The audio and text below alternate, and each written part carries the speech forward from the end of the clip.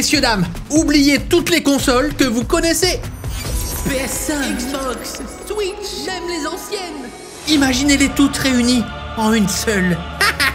J'ai acheté des consoles modées, cachées sur internet. Elles sont censées remplacer toutes ces consoles, lancer des jeux sans payer. C'est quoi encore cette histoire? Est-ce que c'est de l'arnaque? Est-ce que c'est illégal? Ou alors un vrai banger? On va voir tout ça. Une simple disquette capable de lancer n'importe quelle console, une autre portable qui émule tous les jeux de notre enfance, et même des consoles mythiques complètement transformées. D'ici la fin de la vidéo, on va parcourir les générations de consoles pour finir jusqu'à la next-gen. Vous allez tout savoir de ces consoles secrètes. Prix, technique et surtout, on va les tester en jeu. Ça part! Bon, le marché des consoles modées est en train d'exploser et vraiment j'ai l'impression que tous les business sont en train d'exploser. Tout passe par internet. Donc si toi, t'as un projet pro, laisse-moi te parler du sponsor de la vidéo, Odoo. C'est bien plus qu'un simple outil de création de site web. Vous l'avez sans doute déjà pas mal vu pour ça, mais il va beaucoup plus loin. En fait, c'est un logiciel de gestion tout en un qui offre aux entrepreneurs une gamme complète d'applications pour faciliter la gestion quotidienne de leur entreprise. Et c'est vraiment un indispensable quand on voit l'étendue des services proposés. Tu peux foncer dans la description. Si tu cliques sur le lien, la première application est gratuite à vie, avec hébergement et support inclus. Alors que vous ayez besoin de facturation, comptabilité, gestion de votre projet, l'inventaire, la création du site web,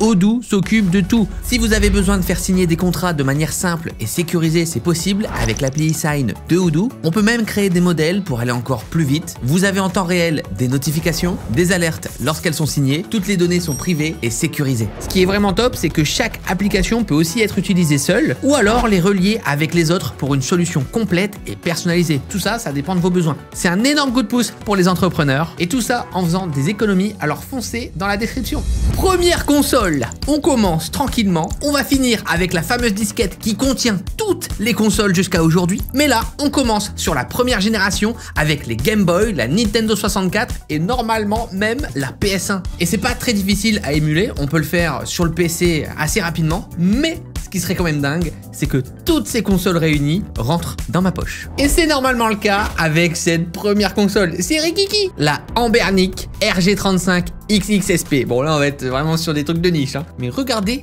ce petit bousin. Toutes les vieilles consoles devraient tourner sur ce petit truc. Maintenant on va voir la qualité de la console. Oh, c'est tout petit. Oh, ils ont pas fait dans la dentelle, hein. Je vous le montre en premier. Ok, d'accord. C'est exactement pareil. Je pense que vous allez la reconnaître. C'est clairement le design de la Nintendo Game Boy Advance SP. Sauf qu'à l'intérieur, tout a changé. Il y a pratiquement 10 ans entre les deux consoles. En gros, c'est très simple. À l'intérieur, il y a un mini PC. Pour seulement 69 €, c'est parti. L'écran, il est vraiment bien. On est à 640 sur 480 en termes de résolution. 3,5 pouces. Ouah, le menu. Ça m'inquiète. Ça me fait vraiment penser aux vieilles consoles d'arnaque. Ah ouais, j'ai toutes les consoles là sous les yeux. Neo Geo, la Game Gear, Game Boy, PS1, PSP. Si ça marche, c'est un banger. Alors attention, c'est là où on va arriver dans l'univers interdit. Techniquement, pour le moment, vous verrez, il y a différents cas. Cette console n'est pas véritablement interdite. C'est son utilisation qui est illégale. Vous allez tout comprendre au fur et à mesure de cette vidéo parce qu'il y aura des modèles différents. Donc il faut faire très attention. On va tester Driver sur PS1. Zébardi, qu'est-ce que je l'ai poncé ce jeu. Je me demande si ça va être beau. Oh, ça tourne tellement bien.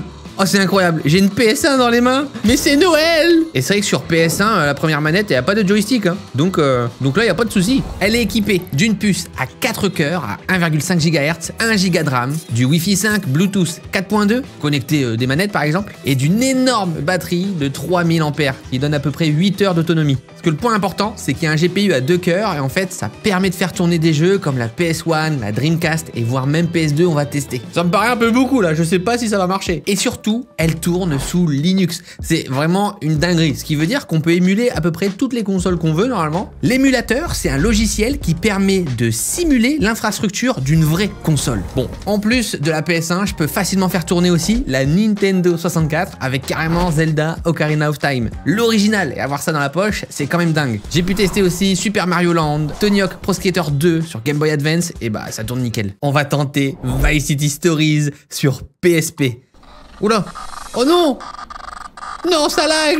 Non! En plus, là, le problème, c'est que sur cette console, il n'y a pas de joystick. Donc, délicat. Ah, waouh! Ah oui. Oh, ok, donc là, je peux émuler le joystick, mais c'est injouable. Oh non, ça marche pas. Bon, ça se voit peut-être pas bien à l'écran, mais j'ai un énorme input lag et en fait, tout est ralenti. Ça tourne pas assez vite, c'est un peu en slow motion, genre. Ouais, à mon avis, c'est beaucoup trop gourmand, beaucoup trop puissant. Il va falloir sauter la génération. Console suivante. Bon, les Game Boy, la Nintendo 64, la PS1, c'est validé. Maintenant, on veut aller au-dessus. Objectif, faire tourner la PSP, tenter la PS2 et pourquoi pas même la GameCube, la Wii. On va voir. Et voilà le bébé. Boîte similaire, même marque, juste un peu plus cher. La Ambernic RG35 3V. Ouais, c'est des noms un peu chelous. Et cette fois-ci à 105 €. Alors, oh waouh. Ah, c'est marrant, ça va vous rappeler encore quelque chose. Et la voici. Ça vous rappelle quoi? Bon là, on est clairement sur une Game Boy, mais avec 2 joysticks. Et ça va tout changer. Surtout à l'intérieur, beaucoup plus de puissance. J'ai même des gâchettes comme ça derrière. Regardez le bousin. On a une super prise en main, hein, la Game Boy, le Game Boy. C'est vraiment une des meilleures prises en main, je trouve. Oula. Ah oui, j'ai carrément un menu de PC, la limite. Oh waouh.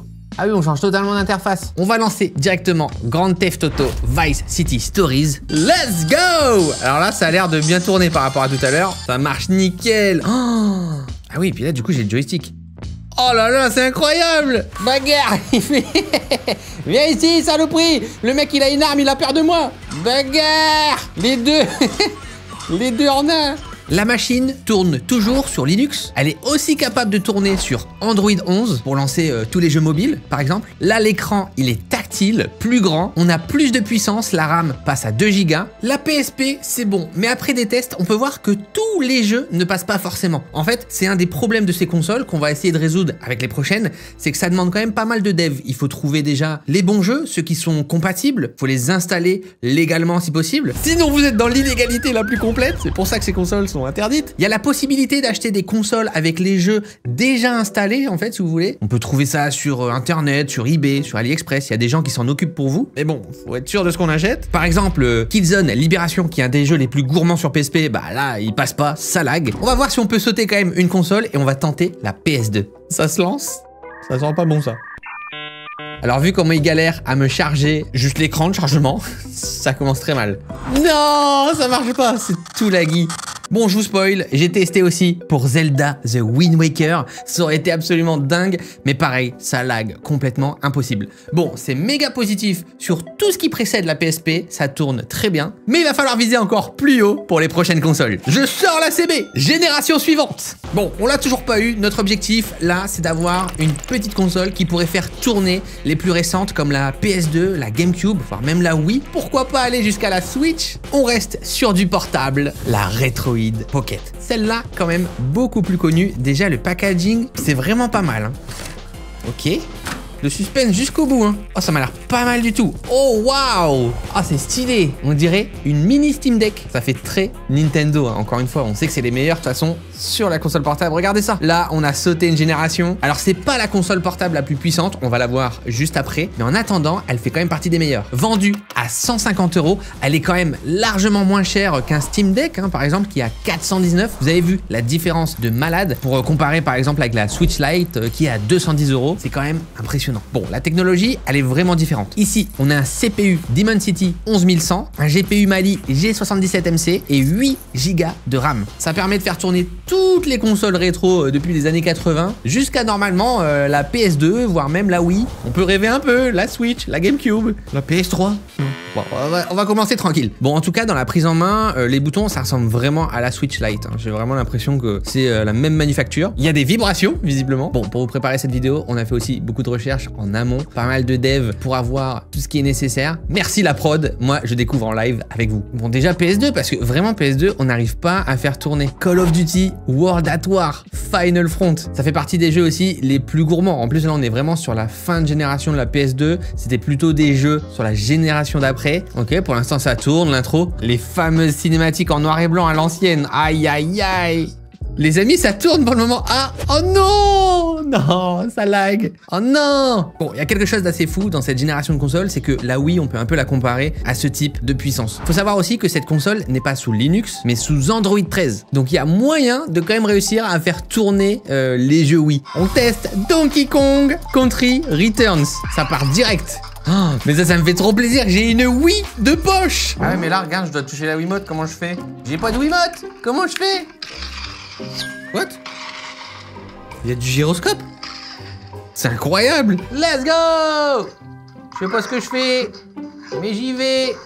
Eh salut, bonsoir! En plus de ça, comme c'est des consoles un peu interdites dans leur utilisation, c'est assez dur à choper et vraiment il faut bosser hein, pour avoir les bons jeux, les bonnes versions. Et moi par exemple, pour gagner du temps, j'ai acheté cette console sur eBay avec des jeux préinstallés et livrés depuis l'Europe. J'ai payé 2 fois le prix aussi pour cette vidéo. J'avais besoin d'une livraison en 6 jours. Et là, je me suis complètement fait douiller parce que la console, elle était pas du tout setup. Et la plupart des jeux ne tournaient pas nativement. J'ai dû mettre à jour la console, ajouter les jeux que j'avais. On m'avait promis 500 jeux PS2 et 13 000 jeux multiplateformes. Et oui, la partie sombre d'internet, tout ce qui est un petit peu interdit, il y a encore plus d'arnaques. Bon, du coup, toutes les générations qui précèdent la Wii sont validées, à part une partie de la PS2 et aussi la GameCube qui est trop compliquée là à émuler. Bon, là, je mets tous mes espoirs dans la console portable interdite la plus puissante qui existe, qui remplace toutes ces consoles. On va tenter la PS3, la 360, la GameCube et même la Switch. Génération suivante. Ok. Oh là là, là c'est classe. La Ain. Le packaging est magnifique. On va tirer ça. Ouh. Oh, elle est vraiment trop belle, elle me fait penser aux anciennes Game Boy que j'avais comme ça, l'Advance. On voit à travers tout le processeur et tout, c'est assez dingue franchement et ça se prend super bien en main. Le poids il est parfait, les boutons ont l'air nickel. Ah, je suis hypé là. Là ça me plaît. Mais attention, est-ce que les promesses sont vraies? On est sur la toute dernière génération de consoles portables de l'entreprise chinoise Aintech. Elle est spécialisée dans la conception de consoles portables haut de gamme. Vendue à 350 € sur leur site, tout comme le Retroid Pocket vu juste avant, elle est moins chère que le moins cher des Steam Deck, à 419 €. Mais il y a une petite différence qui, vous verrez, aura son impact. Bon, son GPU et ses RAM la rendent techniquement plus puissante que la Switch. Elle possède un écran tactile en 1080p, 6 pouces et tourne sur Android 13. Du coup, ça fait d'elle un peu une sorte de smartphone vraiment boosté à la testostérone ultra puissant. Donc techniquement, cette console peut faire la même chose que vos téléphones. Mais là, on va commencer à s'aventurer dans le marché gris. C'est pour installer les jeux parce que dans les faits, à la livraison, il n'y en a aucun dans la console. Donc là, on va émuler plusieurs consoles. On va tester ça. Oh waouh, il y a des LED sur le côté. Incroyable. Donc voilà comment ça se présente. Ici, j'ai les différentes consoles PS2, PS3, Wii, GameCube et Switch. Oh waouh, oh, ça se lance direct, hein. Est-ce que vous reconnaissez? Holy shit! Ah, c'est incroyable! Oh, ça tourne trop bien, c'est trop beau! Là, j'ai la version originale de San Andreas dans la poche, en HD. C'est parfait! C'est vrai que visuellement, c'est quand même un petit banger, hein. J'utilise l'émulateur Aether SX2. Donne-moi ta caisse, connard! C'est comme ça qu'on commande GTA! Ah merde, c'est X! Ah, il me tire dessus! Ah! Ah! Ça a très mal commencé. Et le jeu est très fluide. Là, je vois que je suis à 50 FPS, alors qu'à la base, la PS2 était limitée à 30 FPS. J'aime bien. Bon, si San Andreas tourne très bien, franchement, je pense que tous les jeux PS2, là, vont plutôt bien tourner. Plus compliqué maintenant, la GameCube. Ça marche! Ça marche super bien. Alors là, avoir une version portable de The Wind Waker, c'est quelque chose. Ah, du coup, j'ai les boutons qui sont un peu inversés. Oh, ça rend trop bien. Oh oui. Alors là, pour tous les fans de Zelda, mais je vais prendre ça pour les vacances. C'est vrai que pour le coup, pour y jouer dans ces conditions, c'est plutôt unique. Tiens, tu veux ça? Hop là. Ah! Test validé! En plus de la GameCube, c'est possible de faire tourner les jeux Switch sur cette console, mais là, c'est un petit peu très compliqué, puisque Nintendo, forcément, c'est sa console actuelle, est plutôt contre. Il y a pas mal d'affaires, de drama. J'ai pas toutes les copies des jeux là, chez moi. Donc je ne vais pas tester, je vais pas le mettre dans cette vidéo, mais je peux vous dire que oui, ça fonctionne. Les jeux Switch tournent bien sur cette console. Bon, clairement, c'est pas encore parfait, mais la console arrive à faire tourner plus ou moins les jeux de Switch. Enfin, encore une fois, il faut tous les tester un à un pour en être sûr. Ça reste un risque. On peut aussi juste acheter une Switch et pas se prendre la tête, hein. Plus compliqué maintenant, la Wii. Donc là, on est sur une émulation plus, parce qu'en fait, sur la Wii, il y a les Wiimotes. Et là, il n'y a pas de Wiimote. Donc là... Ah oui, ok, donc tous les boutons sont inversés. Oh là là là là, c'est magnifique. Oh, il y a les vibrations, mais je suis choqué, hein. Et du coup, effectivement, donc on se rappelle, la Wiimote est sur le joystick droit. Donc au début, c'est un peu compliqué, mais je pense qu'on peut s'y faire. Il y a peut-être des jeux où justement, ça peut poser problème. Là encore, malheureusement, il faut faire un petit peu de recherche, vous avez vu, et il faut prendre les choses en main, quoi. Ah, ça me fait plaisir d'être sur Mario Galaxy, ça me rappelle de très bons souvenirs. Franchement, si je peux y jouer en dehors de chez moi, dans le train, c'est avec grand plaisir. J'ai vraiment hâte de tester les prochaines prochaine génération, je me demande quelle va être la limite de cette console. Et surtout, ce qui est dingue, c'est que le ventilo, je l'entends pratiquement pas, genre elle est pas du tout chaude. Banger! Celui que j'attendais le plus, la PS3. Imaginez avoir une PS3 dans la poche, portable. Là, je suis moins serein parce que c'est pas du tout un BIOS qui peut fonctionner, je pense. Je me transforme en hacker de l'extrême. On va tester Killzone. Si ça tourne, ce serait un miracle. Ok, avertissement. Alors là, déjà, je vois l'écran en petit. C'est pas du tout centré, je sais pas ce qui va se passer. Oui, oui, oui. Non, ça a pas marché. Ça a crash. Bon, là, vraiment, j'arrive pas à lancer des jeux de PS3. Je trouve pas trop de gens qui ont réussi. C'est vraiment compliqué, hein. Honnêtement, il y a peut-être un moyen, mais là, ça dépasse mes compétences. Bon, il y a plein de choses possibles. La console est vraiment très stylée, mais je dois vous avouer quelque chose. C'est ultra compliqué. Comme la console est vendue sans aucun jeu, elle est pas du tout adaptée aux novices. Faut avoir des connaissances avancées dans l'émulation, la gestion d'APK Android. C'est vrai qu'à première vue, on voit une belle petite console. On a l'impression que, voilà, c'est ready to play. Pas du tout. Là, on est sur du hacking, je te dis, compliqué. J'ai dû la faire importer de Chine et c'était vraiment une galère, pour être totalement honnête. On a eu des frais de dédouanement, des documents administratifs, un blocage, Bon, il nous reste encore plein de choses à trouver dans le monde des consoles interdites. Vous l'avez vu pour le moment, on a beaucoup utilisé Linux, Android, donc des mini-PC, des mini-téléphones. Mais imaginez si on pouvait miniaturiser directement la console native avec un écran intégré pour faire tourner les jeux déjà qu'on possède, mais avec cette patte aussi un peu de la console de l'époque, avec les bonnes touches, sans devoir rien développer. Oui, parce que là, pour le moment, vous le voyez peut-être pas, mais il faut rebinder les touches, il faut trouver les bonnes versions de jeu. Ça demande un petit peu du travail, c'est pour ça que c'est pas encore un sujet très mainstream, donc j'espère que vous découvrez pas mal de choses. Mais j'ai dégoté une des consoles les plus emblématiques en version portable. Donc ici, on parle bien de technologie native. Messieurs, dames, voilà, mallette. C'est le mec, attends, il m'a mis une mallette d'outils, là. J'ai chopé ça, le roi Merlin ou... Une GameCube portable. Qui n'a jamais rêvé de ça? Waouh, le bousin! C'est quoi ce truc? Avec les vrais boutons et tout! Eh, ça sent la peinture, hein, ça sent la colle. Hein. La NGC 900. C'est une console unique en son genre, entièrement faite à la main. C'est ce qu'on appelle une console custom. C'est ce qu'il y a de mieux, le custom. Moi, je vous le dis. Est-ce que je fais mention à mes claviers tryhard? Un petit peu. Alors, le petit twist, c'est qu'à l'intérieur, c'est pas vraiment une GameCube, en fait, mais véritablement une Wii. Toutes ces composantes, la carte mère, la puce graphique, et tout ça réassemblé au format d'une console portable. On a un boîtier imprimé en 3D, et tous les boutons sont ceux d'origine d'une manette de GameCube. L'intérêt de la Wii, c'est qu'elle fait tourner nativement les jeux de Wii, mais aussi de GameCube. Deux consoles en un. La prise en main, pour le coup, est vraiment bonne. J'ai vraiment l'impression d'avoir une manette de GameCube dans les mains. Oh, les jeux que je vois. Bon, là, il y a des gens qui vont péter un plomb. Il y a tout. Il y a tous les jeux. Après, tu me diras, il y en a aussi plein qu'on peut faire tourner sur Switch. Hein. Mais là aussi, d'avoir un petit peu le truc d'origine, je sais pas, c'est quand même différent. Je vous cite des petits noms. Super Mario Sunshine, Zelda, Wind Waker qu'on a vu avant, Twilight Princess, Resident Evil 4, Prince of Persia, Metroid Prime 2, Echoes, Metroid Prime, Call of Duty, Big Red One. Oh, j'ai trop envie de le faire, lui. Ça, c'est vraiment les vieux Call of que j'adore.